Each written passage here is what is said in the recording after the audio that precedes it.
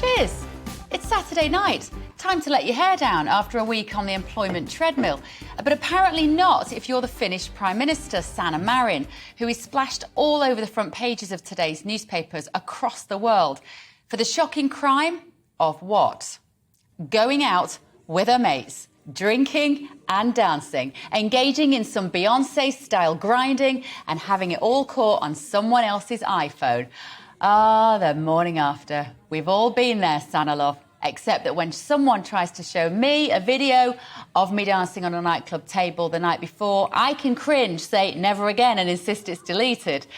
Sanna Marin, however, had to stand at a lectern in front of the global media in a neat ponytail and a face free of makeup, explaining with shame and contrition, plus, I imagine, a shocking hangover, that she would take a drug test to prove she hadn't been on cocaine. How have we got to a point in time when a powerful young woman having a boogie can cause the mainstream Western media to do the work of the Taliban? I rather wish that the 37-year-old mum of a preschooler had taken to the lectern and told the press, "This is not the Islamic State, you buttoned-up loons. Now go and write about something more interesting," as she bit into a Big Mac and necked a Bloody Mary. But this is 2022, and COVID lockdowns have fostered an environment ripe for the amplification of a puritanical worldview, one in which fun, dinner with your family, a walk in the park on a sunny day, was deemed unscientifically but ideologically selfish. Weirdly, it was traditionally the political right who headed up the fun police, pearl-clutching Mary Whitehouse types lamenting the corrupting power of a pop song, Republicans and Conservatives steeped in Christian values, forever on the edge of a moral panic. But faced with the so-called pandemic, the left begged, "Lock me down harder, daddy," while libertarians said, "Hold my beer," and joined freedom rallies, where they were surprised to stand shoulder to shoulder with men in Make America Great Again hats. Local authority middle managers bestowed with power beyond their wildest dreams, padlocked swing parks and cordoned off picnic benches. Because you know what fun is? Fun is anarchic. Fun is anti-ruling class. The people in power make the rules. The fun people have fun by breaking them. Now, more than ever before, the rule makers set the parameters for socially approved fun.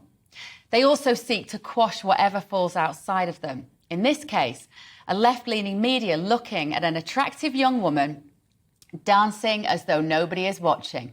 A left-wing philosophy believes itself to be at the caring end of the political spectrum, diametric to the free market sink or swim right with its belief in hierarchies of competence. The left must also therefore require top-down control. There is no other way to administer equity for all. It requires more government, not less. So, a philosophy that sees no contradiction in more authoritarian control equaling more care will all too easily be puritanical in its edicts. Our quest to control your behaviour, they say, comes from pure intentions. It's for your own good. And therein lies the source of the puritanical mission gasping in horror at Sanna Marin. Too much of that. And yet we have come so far that even the harmless act of dancing inspires disapproval. We've not sufficiently broken free from a 2-year-long worldview of the most authoritarian control that the Western world has witnessed under the claim of healthcare. And the Puritans have never been so emboldened, so fervent and so committed. They've enjoyed that power and control, and they don't want to let it go now. That they are the useful idiots of giant, transnational pharmaceutical corporations does not seem to have dawned on them.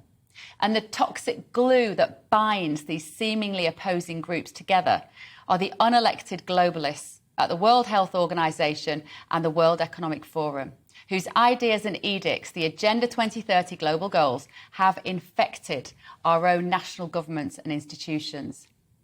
Is it a coincidence that the leader of the World Economic Forum, Klaus Schwab, has a bust of Lenin in his office? Is it a coincidence that Susan Michie, the chair of the World Health Organization's so-called advisory group on behavioural insights, meaning how best can we control people, has been a member of the Communist Party of Britain for over 40 years. No, it is not a coincidence at all. Such authoritarians have failed to gain decision-making power at the ballot box over the last 50 years. So they have penetrated organisations that now have decision-making power, but without needing the pesky process of relying on the free will of you, uncontrollable individuals like you. Because you never vote them into power, because you don't like being controlled, because you are wise and you like having fun. A little bit of danger is often the natural bedfellow of a good time, be that swinging on a rope across a stream or dancing in heels so high you might twist your ankle. Fun is radical, it's anarchical.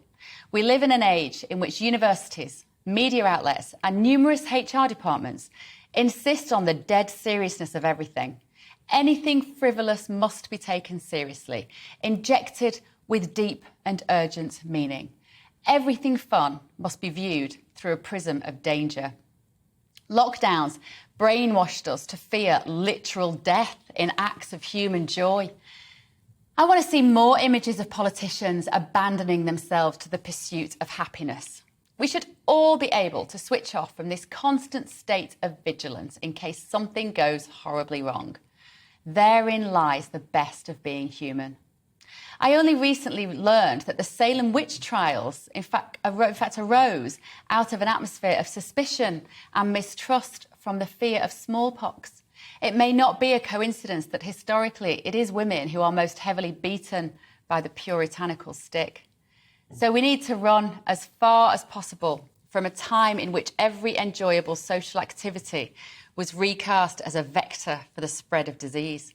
And remember that being free of life's worries, even if only for a few hours on a dance floor, is not a luxury, but a necessity, even if you're Prime Minister. It doesn't matter if you are that Prime Minister or a student. I, for one, will always fight for your right to party.